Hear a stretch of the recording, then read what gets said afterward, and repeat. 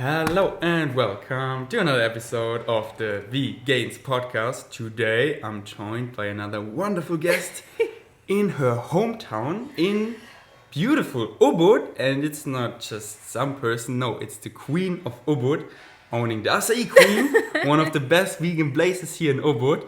And it's Adina Rivers. Yay! Hi. Thank you for being here. Well, I'm at your home. Thank you for having me, and thank you for being on my podcast. How are you doing? Very good. Like every day, actually. Not like every day, but today I feel very good. Nice. Glad to hear that. Okay. Before we jump into the questions, which are a lot, I want to quickly tell my story, how I got to know you, because in my story, where I asked for questions, I was like, she was having my sexuality a lot, and I got many questions like, in what ways did her channel help your sexuality? So quickly, the story, how I stumbled across you. There was like 3-4 years ago, so you do YouTube for a long time. I was getting more and more into just, I haven't had so much sex, and my best friend, he broke up with his girlfriend, and we were like, let's go out, meet more women, have beautiful experiences. And I was like, okay, but I don't really know. Googled on YouTube, found your videos, binge watched them all, and it helped me a lot how to go down on women, what women like, how to feel comfortable during sex, and that just helped me a lot. And ever since then, my sex life is great. So I owe you a lot. And then years later, sex was great. Years later, I think like a year ago, you were in my DMs at Vegan Strengths on Instagram. And I think you shared something in your story, and then you wrote something, I think, that you liked my content. And I was like, Adina Rivers, sounds familiar. Clicked on your profile. Oh, it's Adina Rivers. I know her from YouTube. And I was like super fanboyish. And then you wrote back in German. And I was like, because I didn't know from your videos. Yeah. And then you wrote that you also were vegan, because in your videos, what I loved, that you also said, promoted like eat more fruits, vegetables, but I didn't know that you were vegan. I was like, she's vegan, she speaks German, she's following me. Wow. And ever since I follow you also on Instagram. Yeah. So yeah, her videos helped me a lot. So thank you for making my sex life better, and millions of other people's out there. I'm so happy. I feel blessed too. So that is the quick story. And then we met the first time in real life in Berlin. You invited me for food. Thanks again. It was delicious. And I found a new place. She invited me for food in a place I didn't even know. And we really got to know each other and had a nice conversation. And that was in cold, freezing Germany. It was. And now I'm on your couch in your home at Ubud. And it feels like 40 degrees. I mean, here inside it's comfortable. Yeah, but outside. And her place, I think it's fair to say it's the most beautiful place I've ever seen. Aww. The most beautiful home. Like here, I could easily see myself like living for a year. Yeah. Without doubt. Okay. First questions. First, I have a couple of questions myself. So they're not so sex related. Yeah. We keep it for later for the follow-up questions, because I got a lot of good questions. You want to keep the attention. You live in Ubud for almost 8 years. Where does Adina come from, and what brought you here? Feel free to tell your story as long or as short as you want. Oh, that's so nice. So first of all, how cool is it that somebody knows from your followers that I'm living here since 8 years? Oh, no, or did you say that? No, that is actually my question. As I said, I start with my questions, and then we get into the follow-up questions. But I have no doubt many followers know, because I told it in my vlog that you live here for almost 8 years. Okay. So they know. They listen. Yeah. So yeah, I've been living here since, it's been already 8 years. It's crazy. But I moved here basically because we wanted to, first of all, I got pregnant, and when Jonah was born, my son, I felt like Germany wasn't a place anymore for me to be, because there were so many restrictions, so many rules, and the moment that Jonah got born, I felt them even more, because all of a sudden I received all these papers from institutions telling me that I have to vaccinate Jonah, I have to register Jonah here and there. People wanted to come to check for his health and do all kinds of things, and I was like, I felt like observed so much more than ever before in my life, that I felt that this was not the kind of life that I anymore wanted to have for Jonah. And it made me reflect on my own life even more so. And it was a pretty fast decision then that we said, let's just pack our stuff and let's just go to Bali. And it was Bali because a friend of mine, she tagged me in one of her pictures on Facebook, and she said, Adina, I think you're gonna like it in Ubud. And all she tagged me on was actually just some jungle pictures, like when you look out here. And she took some pictures of like palm trees and shit like that. And I couldn't see anything from those pictures. She just said, I think you belong there. I think it's a good place for you. And that was the only reason I checked out Ubud. And then I found a really cool school here, which is kind of like a bamboo school. And it just looked all so free and vibrant and just different from Germany. And I just said to Oliver, let's just pack all of our stuff. We saved like 20,000 euros, not much. And we said, let's just go. It's going to work out in some way or another. It feels right. Let's go with the flow. And that's what we did. And we ended up here and we liked it. And we stayed. And you haven't been to Ubud before that? Never. Wow. I think now looking back, it sounds like a pretty crazy story, because most people who then decide to move to another country, they at least have been to that country. But for me, it was really just an intuition that I felt this would be the right place. And if it wouldn't be the right place, I could still go to another one. I just knew that Berlin or Germany wasn't the place anymore for me to be. I felt like it was more the idea and the feeling that I had to break free from something. Maybe it was my own inner world, and it was also like the state itself, the way life itself is in Germany, which is the same in most industrialized cities and places. It's the same in LA, in New York. I just cannot envision myself anymore living in such a place. That's great that you followed your intuition. And I mean, you can always go back. Yeah. If you never try, you never know. So if you're out there and you think about the same, but I can't this, you can always go back. And there's nothing to lose, but only to gain an experience. Absolutely. And even if you're going back, it's a profound experience. So imagine the Adina who didn't go, who still is in Germany. It's not that tanned.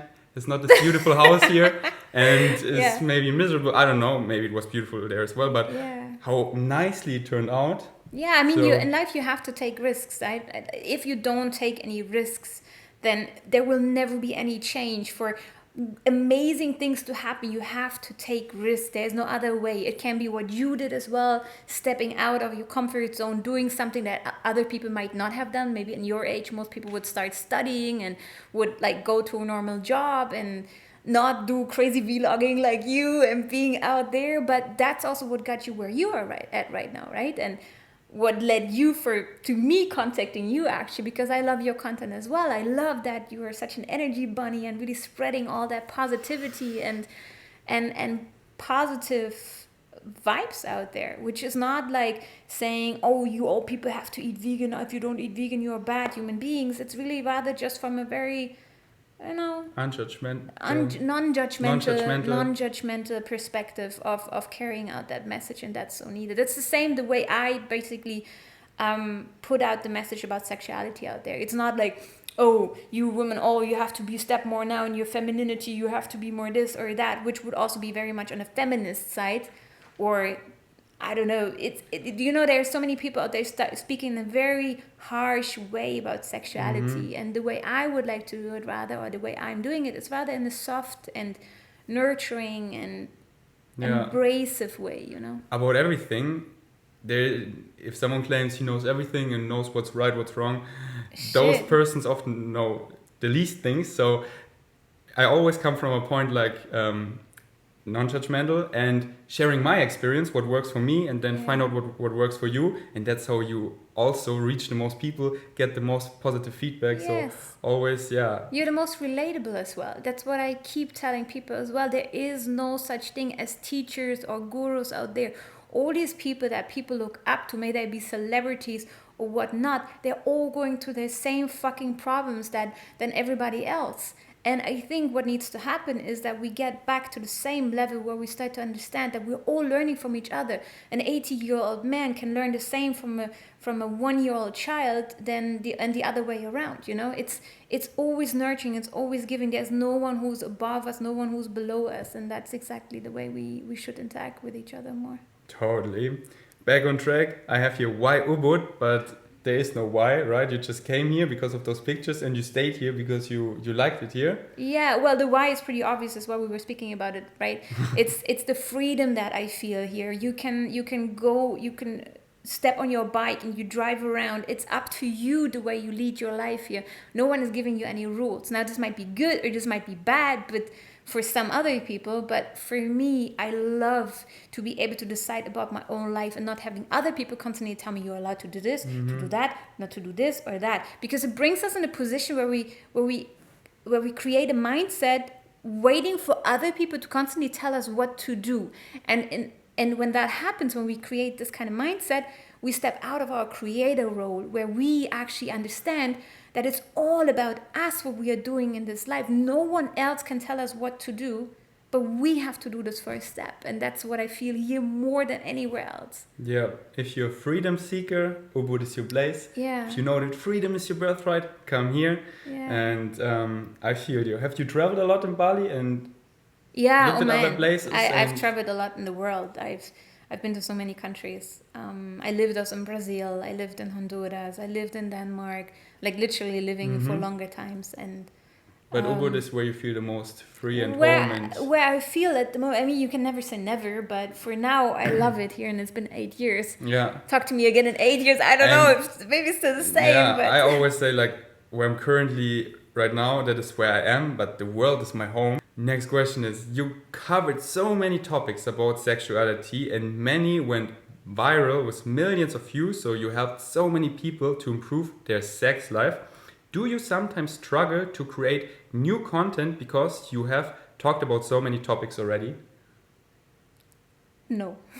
No. Really? I don't struggle to find new content because it's rather that I struggle with not having enough time to make all the videos, because besides all my projects, I think the projects of video editing and filming are the ones that are the most time consuming. So Definitely. People often underestimate that. yeah, absolutely. So everything else is so much easier for me, time-wise speaking, than making all the content and all the videos. No, man, there's like so many things that I can talk about, so many things that I haven't covered yet, so many things that people need to hear about.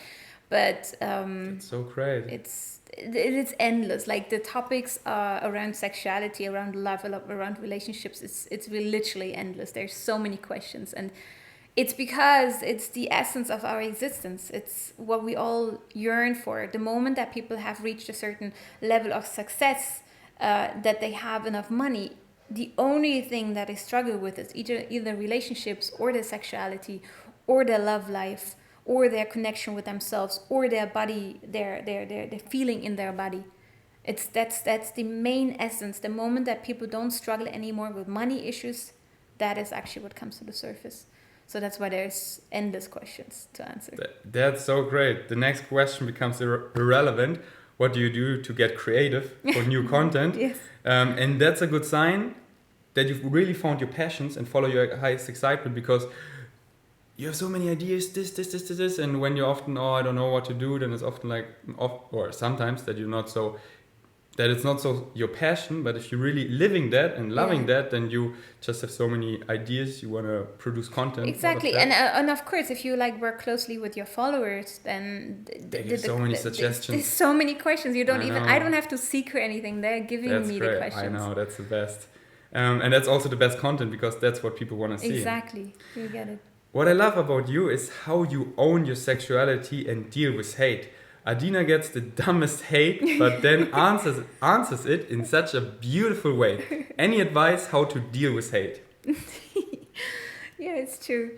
Well, the thing is, look, I don't even look anymore at hate messages as hate messages, because for me, anything that we do is an act of love. might sound a bit cheesy, but when people put out hate, when people say something negative to you, it is actually just another way of saying, I need love. I need to be loved. Actually, they're seeking mostly the most love. They're needing it the most. The people that yell the loudest, that scream the loudest, that fight the hardest, that hurt the hardest, are those that need love the most. So it's all just a call for help, basically. And that's why I don't perceive these messages anymore as something negative or so. Maybe in the beginning I've struggled with that. It hurt me a lot. I remember that.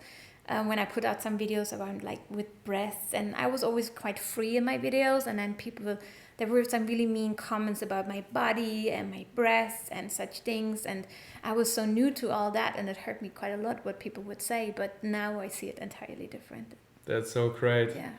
For me, the same. The ultimate power against hate is just love. Yeah. You cannot fight fire with fire, but if you approach hate with love, it's the best weapon, because also in real life, when people are annoyed, angry, and when you're kind and friendly, and it turns around. Yeah. And as you said at the beginning, you take it personal, but don't take it personally, because all hate says nothing about you, but all about them. Totally. That they are not happy in life, that they seek love, that they just like, it's like screaming, and don't take it personally and approach with love. And then I think you had this often, a lot, as I have, when you get those comments and you answer based on love and kindness, then it turns around the conversation. Oftentimes, and yes. And yeah, that's so great that you because many people, they break down when they get all the hate, and they take it personally, and then they stop, and then they shape themselves, Yes. and they don't show themselves and don't talk about this anymore, and don't go down this road. Don't let your content or anything be shaped by hate. It says nothing about you. So, dab on the haters. All right, now we jump into follow-up questions. Are you ready? Yes.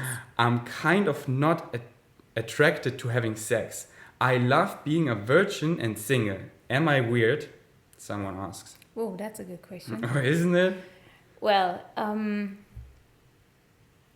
while there is, of course, certain people who don't have a desire for sex, and that has to be acknowledged, I don't believe, and please excuse me if someone else out there sees it in a different way, I don't think that it is natural to not be sexual. Why? Obvious, because we have a reproductive system that is meant to reproduce, right? To create more human beings on this planet. So when someone tells me that they don't have a sex drive or they don't have a desire for sex, then I would rather like to dig deeper and ask more questions and ask like, how did you grow up? Like, what kind of environment have you had? What kind of religious environment have you had in which you grew up? Like, were people supportive around you speaking about sexuality? Has someone introduced you to the world of sexuality?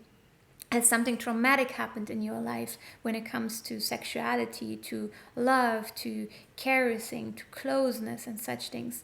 Because, as I said before, really, sexuality is so much at the essence of our existence that it really is like a red string carrying throughout everyday life. It's everywhere. It's here. It's between you and I. It's between her and you. Even there is no sexuality that we exchange, but there's always a sexual thread that connects all of us.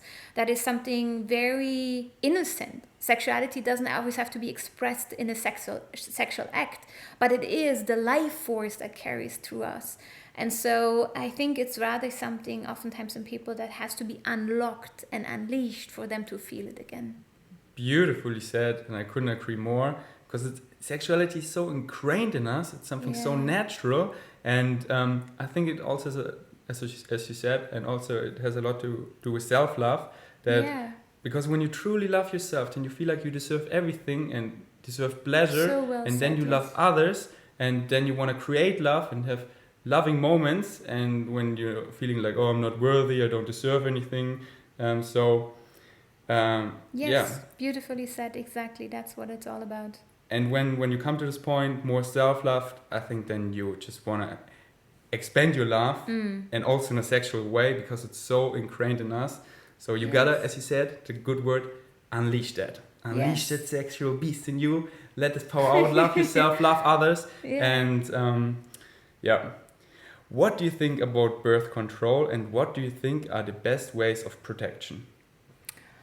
Yes. Well, big thing for me also. About 7 or 8 years ago, no, 9 years ago already, I stopped entirely to take the pill. I did take the pill like from about the age of 18 years old or so.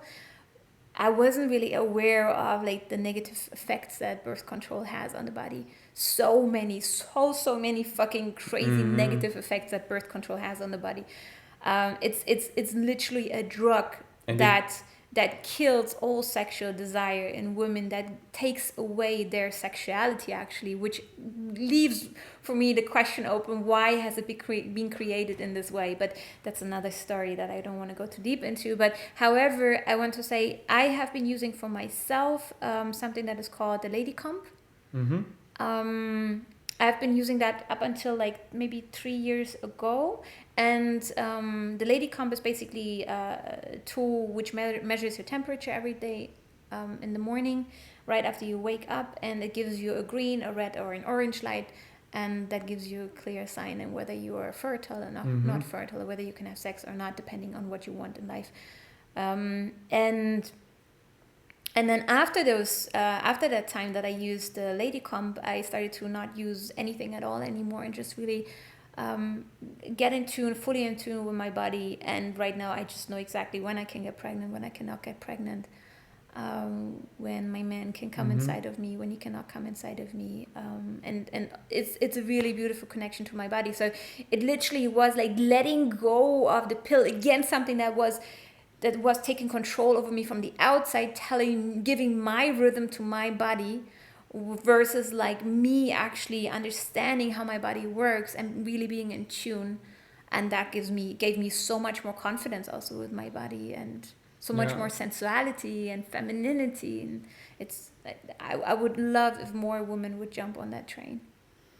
And I think that's also one of the best ways to do it, because actually the days when you can get pregnant are very few. Yes. It's like the week before your period you cannot get pregnant, the week at your period obviously not, the week after your periods you cannot get pregnant. It's only like a couple of days, and it's like 5-6 days that you can get pregnant, depending. But the difficulty is that it depends on how strong the sperm is of the man as well. Like how fertile is the man. There's some men who have such strong sperm that it can survive for many, many, many days. And that is the difficulty here. So it's also about getting in tune with your partner. Your partner also has to be part of the equation when a woman wants to have a natural birth control.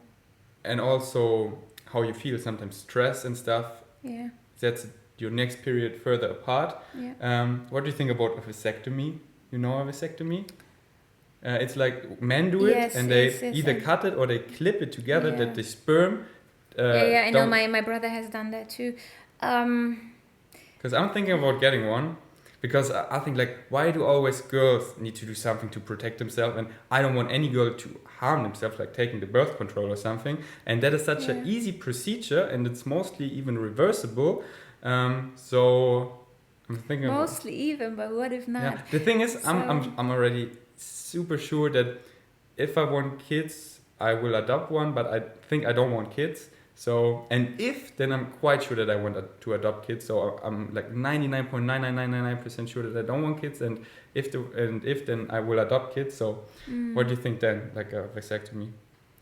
Well, it's the same as the female body.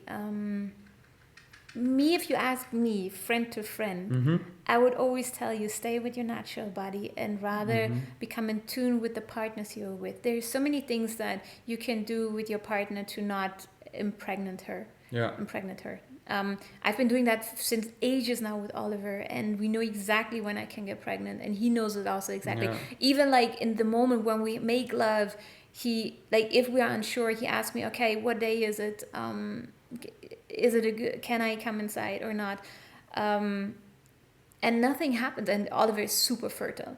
So since years, nothing happened. Of course, if you have changing partners, that gets a little bit difficult. But I think it's more important for you to take control over your body and control over the relationships you have with other women. so that you don't have to take any external surgery to your body. It's a little, I know it's not a big thing that you have to do, but I still would say keep your body intact. It's such a beautiful body.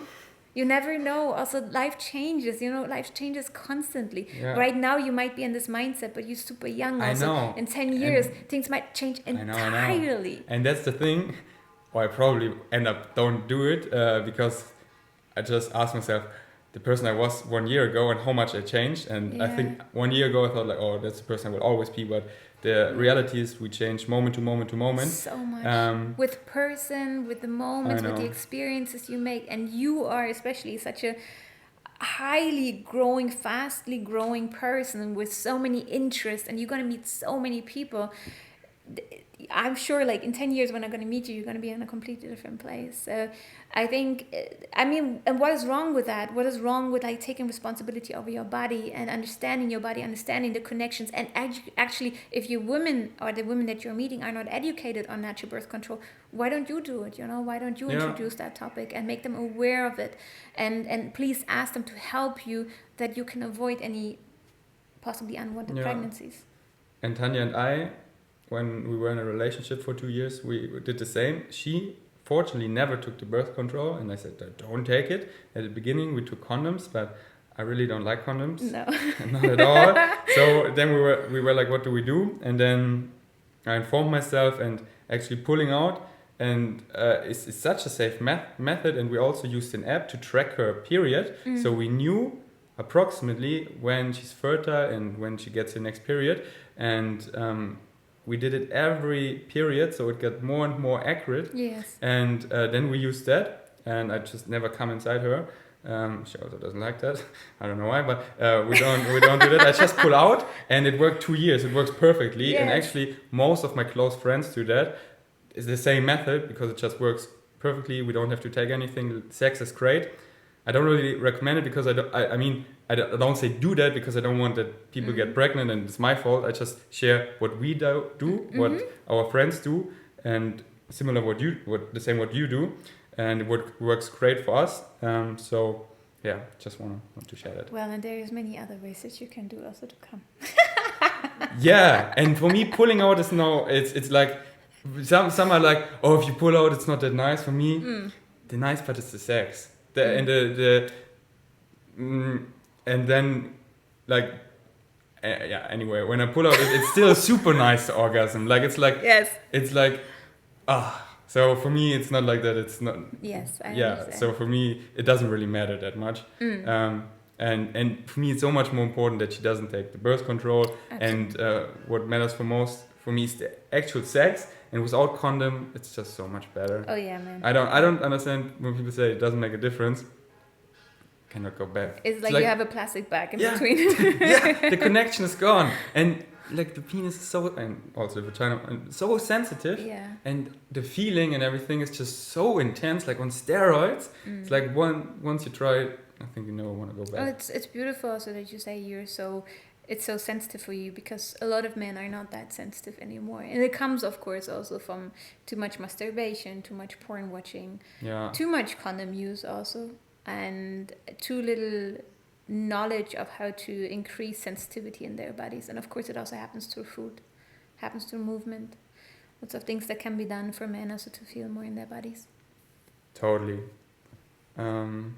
But use your condoms if you have sex with like strangers or something. Always be safe. But if you have a trusting partner, anyway, do your research, and we just share our experiences here. Exactly. But that was beautiful.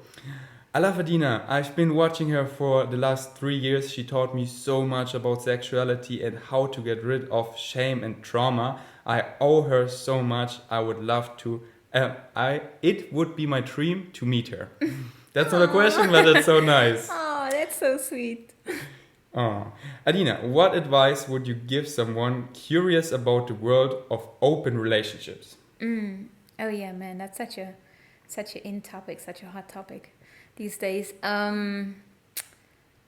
What advice would I give? Dude, like I'm still going through my own challenges. I'm still learning that myself to navigate open relationships. I think it's an art. It's a fucking bad art to learn how to have an open.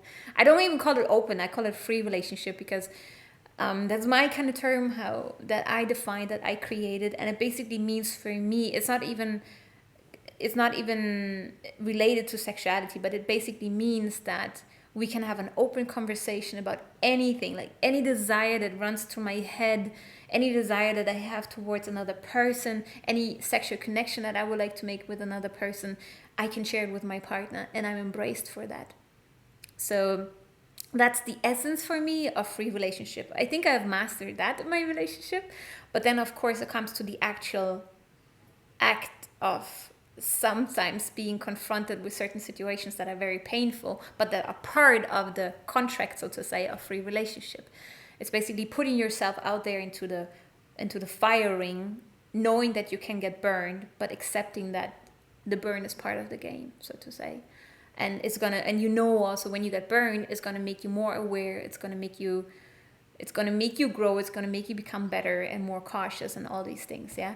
So that's the reason I'm so interested in free relationships, is that it helps me expand myself as a human being. It helps me to get rid of insecurities, my own insecurities. It helps me to get rid of my jealousies, which are all like little wounds that I've carried since a young age to this life, which have probably affected me in the way I'm relating to other people. So it's good to get rid of these things, right? Why hiding in a monogamous relationship where I tell a person, oh, you're not allowed to do this, you're not allowed to do that, because this hurts me and this hurts me and this hurts me.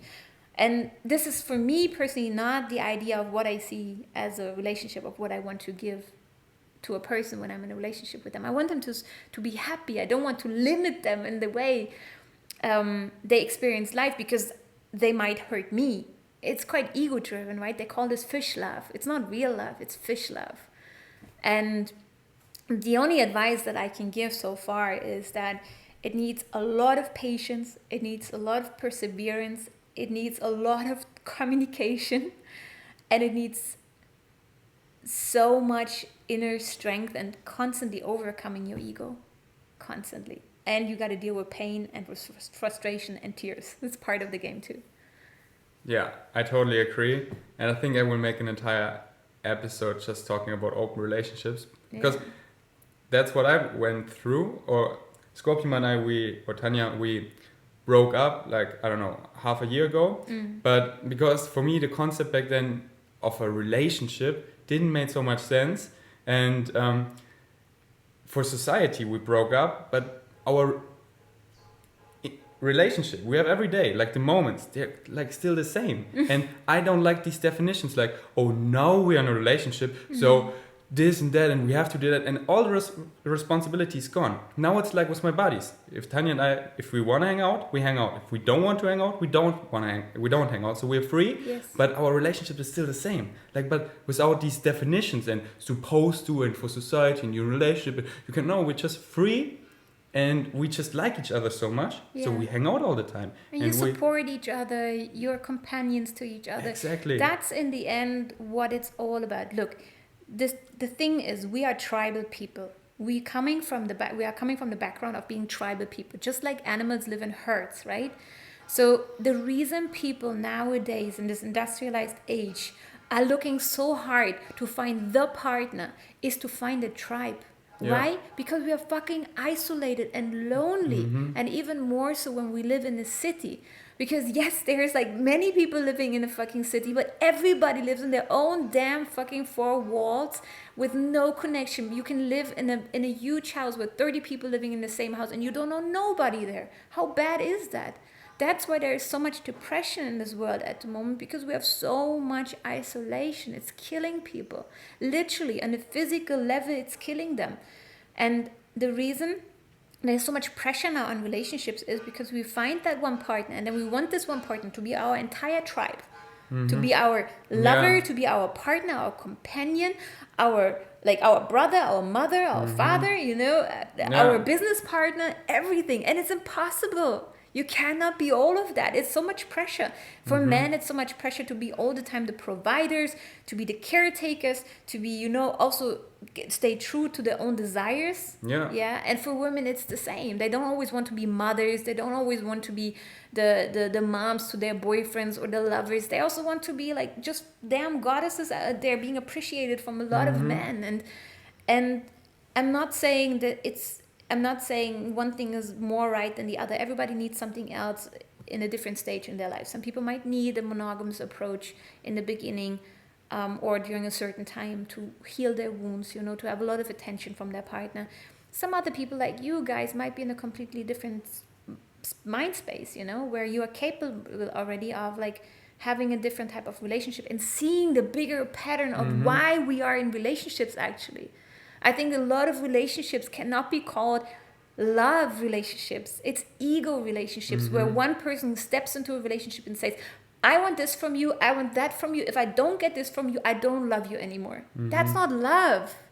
That's ego. That's all it is. Yeah. And I'm just at a point where I say, I have these patterns myself, but I don't want them anymore. Yeah. I want to get rid of them. And that's where I'm standing. I'm not on top of my game always. I have to learn a lot of things myself, but I'm seeing them. I see where I want to go.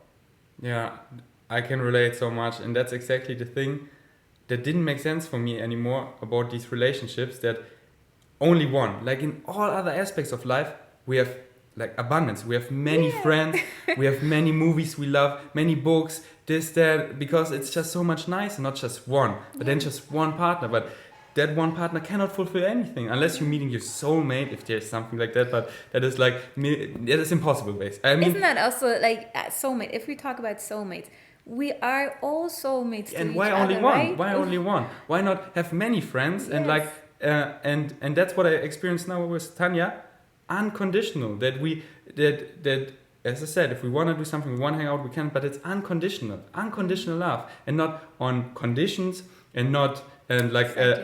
all these ego-driven things are gone. Like we both had sex with other people, and overcoming this jealousness, that was so nice for me, because stopping this mindset of I own her, she's my property, no one can touch her. Like that is so toxic. She's a free being, and if she experienced pleasure, I'm so happy for her. That's I want so the best for her, and who am I to own her? To no one other can give you pleasure, even if you want it, you're mine. Like Yes. I got rid of this mindset, and overcoming that feels so nice. Beautiful. And it all comes down to self-love, that you have all the love in you. And like when I meet other people, like if you would say, no, oh, I don't like you, don't want to do a podcast, like I would be fine, because I know what I have, I know I love myself. Yes. I'm not like crushed, or if she has sex with someone else, oh no, I'm not worthy. No.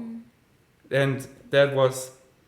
Now you have to understand, I love your perspective. What I've learned, however, is that there's a lot of people out there being very hurt, like in their past. They have experienced very traumatic childhoods, have had very abusive relationships, and when people come from that kind of background, they tend to be more in the mindset of wanting to have one partner protects them. So we always, like when we talk about these things, I can totally relate to what you're saying, but I can also totally relate to other people who are coming from huge wounds, huge emotional wounds, and these also have to be catered to and understood. So for example, when a free spirit like you comes across a woman who has experienced huge amounts of hurt, then I think for someone like you, it's also important to embrace these kind of people. And not, there is again no right or wrong, right? But people have to understand that it's all about healing ourselves constantly. The more hurt we have experienced, the more work we have to do. But it also means the more chances we have to actually experience tremendous personal growth. The more pain we have experienced in this life, the greater chances we actually have, I think, to rise as a soul. So it's all chances. We just have to get to the point to understand it. And I think people have to understand why they are so driven to have, when people say, I want to be in a monogamous relationship. Why do you want to be in a monogamous relationship? People have to ask themselves that honestly and understand why. What drives them to want their partner to be with them? And the main reason is that people have the desire to be unique. And when people have never experienced to be unique in any ways because they have not seen the uniqueness in themselves, they have not experienced this from someone else telling them, oh, you're beautiful, you're amazing. People have not experienced a lot of support in their lives. Then they wish to find that in one person. They want to be this one special person for this very special person that they have found. And if they cannot be in this role, then they fight like a lion, to keep that role. And that's what's really hurtful and harmful. So important that you said that about people who had trauma in their life, and because I can always can speak of my experience, and I'm so lucky I never got really hurt or anything like that, so I can only share my experience, and I cannot imagine how that must be, and how hard it is to trust again. And then once you have established this trust that you want to keep this close and stuff, and it's so hard to open up to new one and once you found someone. So, and each relationship is different. You can never make a broad statement because you always have to look one-on-one the relationship. How is it? And communication. It's the most important thing, that you be honest and talk about and ask your partner you have in a relationship what they want, how they feel, and always talk, always be open and talk. And then you can figure out what works for you both, what makes you both happy, and be honest to yourself. Don't be in a relationship where you're not happy, where you're not fulfilled. Always be honest. And a breakup is nothing, it's not good or bad. It's just, if you're not happy in this relationship, then it's just the next step. Yeah. And we're showing, because when I did this video, we were breaking up, all the people were like, you cannot stay friends, you cannot, because they experienced that. And I told them, every relationship is unique, and I'm going to show you, because it's unconditional now. Do we still like each other? And do we want to hang out? And it turns out, because we're such good friends. So we do that all the time. But it's important that you talk about that, because I cannot imagine how that is, like being hurt like that. And then for many people, a close relationship works perfectly because they got all other friends, they're fulfilling this and that, and all the sexuality gets satisfied from this one partner. There are lots but I think the moment that you call something a close relationship, something's already off. Okay. So you don't have to, if you're really at peace with everything, you don't have to never call it a close relationship. It just is what it is.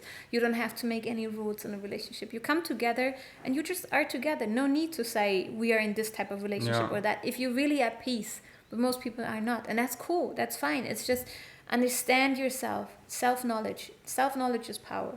The more you get to know yourself, the better you're gonna do in life. Better you're gonna feel in life, I would say. And I would say also something that I wanted to add is, it is beautiful that there's people like you, because you are an example of how people could feel and think about relationships if there was little trauma that happened in their lives. Because I think if we come as empty vessels onto this planet, right? And what basically is being thrown into the empty vessel shapes the vessel.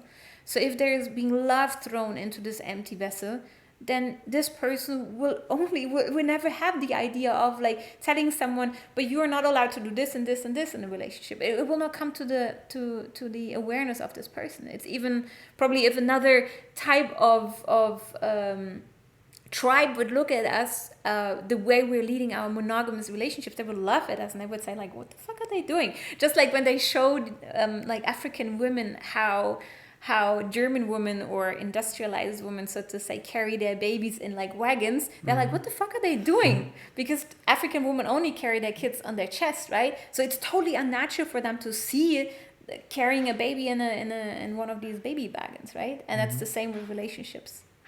Yeah. It's conditioning, always. Always. That's why I broke out of this, because this term relationship didn't make sense to me anymore. And I wanted to have to females the same relationships like I have to men, like not just one. If you want to hang out, we hang out. If not, just unconditional. And that's what I love. And that's, we both are so free now. We have our own space. We do the things we love, and if we want to do something together, we do it. But all this, I just think for some people, they just don't want to. They're already, one person is already enough. They don't have time, or I don't know. They're already satisfied. So always case by case, individual by individual. Yes. Your relationships, be honest, talk about, and be honest to yourself. What do you want? And then just be honest and talk, and don't cheat. Always talk before. Like, like when you are attracted to other women, like we all are, and when you want to have sex with others, then tell that your partner, like, you know what, I'm really attracted to, like, for example, Tanya and I, we were in a relationship. I went to Thailand for 3 weeks, and I asked her, Tanya, if my highest excitement is I meet another girl, the energy's right, and I wanna share an intimate experience with that, do I have you okay? And first she was like, and then she was like, if you have that, go for it. I didn't find it, nothing happened, but I just was so nice to know that if my highest excitement is to have sex with someone there because I feel it, I'm not like, oh, I cannot do it. I have her okay. And I felt like, wow, I know why I'm together with this girl. I felt so supported. That felt so nice. Absolutely. That's amazing. And in that case, in that sense, you're really next level, the two of you. Okay. Because I know you gotta hurry up, you gotta leave soon to Django. We're gonna skip a couple of questions. It's okay. Because we went really deep and it was great. So I'm coming to the last 3 questions. I'm always asking my podcast guest. Are you ready? I am. What scares you? What scares me? I know what scares me. I'm claustrophobic and I hate being in elevators. Oh, elevators already make you claustrophobic? It's horrible for me. Okay. Elevators is the most horrible thing.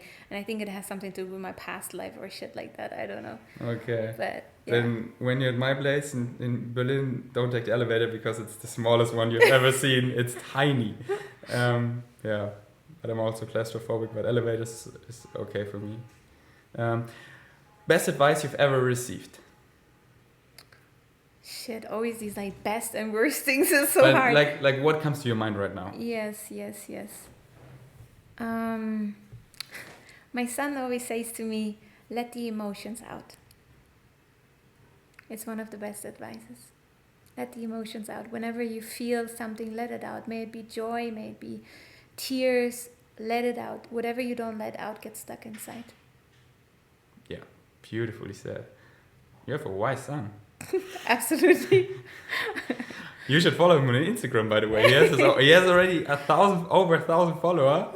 What's his name? Jonah the Adventurer. Exactly. Did he come up with this name? I think we together, yes. It's great. And last question. What is the future of veganism? Future? Well, it's probably on the rise. It's probably on the rise because it has to. Because this world is being destroyed in front of our eyes. So the only way to take better care of our world is probably veganism. However, you know that I'm not into these labels, but I think anything that really raises our awareness, taking better care of this planet is something that needs to be on the rise. So that should be the future. Amen, sister. And we crushed the stereotype that vegans not only talk about veganism, but we talked about like sexual relationships, your journey to Ubud.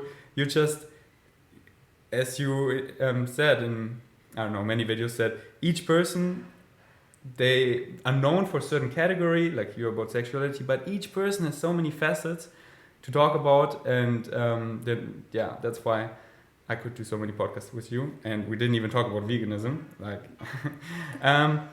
That was so beautiful. Thank you for being on my podcast and talking so openly. And people listen to us that we're both so open, and that they also, because we all should talk open and about everything. And that's why, anyway, I don't want to start a rant now, but when I love to talk with friends about sexuality, because once we talk about sex, everything becomes so much more open, and we talk about everything and are so much more honest and sharing and stuff. So I often quickly get to this point now with friends. Yes. And they're like, wow, we can talk about it and we can talk about everything. Yeah. And Isn't it funny, right? If you talk about how you have issues as a man with your erections, or as a woman that you have problems with like achieving an orgasm, right away, I don't know why it happens, it opens the hearts of everybody else. And you right away have a topic to talk about, and then you get from one topic to the next topic. Again, what I said in the beginning, it's the essence of our existence. That's why. Thank you so much for being here. Check out Adina if you don't know. She is YouTube, it's a no-brainer.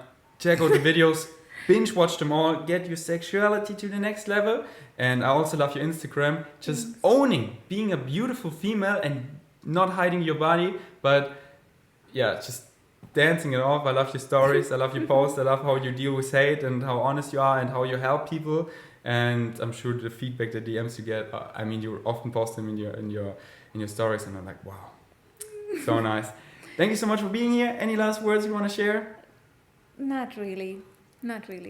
So I think we have shared so many beautiful things, and there's so much still more that we can talk about when it comes to relationship and sexuality. Maybe we do that in the next podcast then. Another one. Yes, so check out Another one. Check out her Instagram, follow her, and if you're in Ubud, go to the Acai Queen. And you already know the name of your new place? Yeah, it's gonna be Bali Baby. So in like 5-6 months, half a year from now, Bali Baby and Acai Queen. And you know what's best? They're both next to each other. So Yeah. first, yeah. Anyway, okay, thank you. This podcast is over. Thanks for listening. Until next time, peace out. Peace.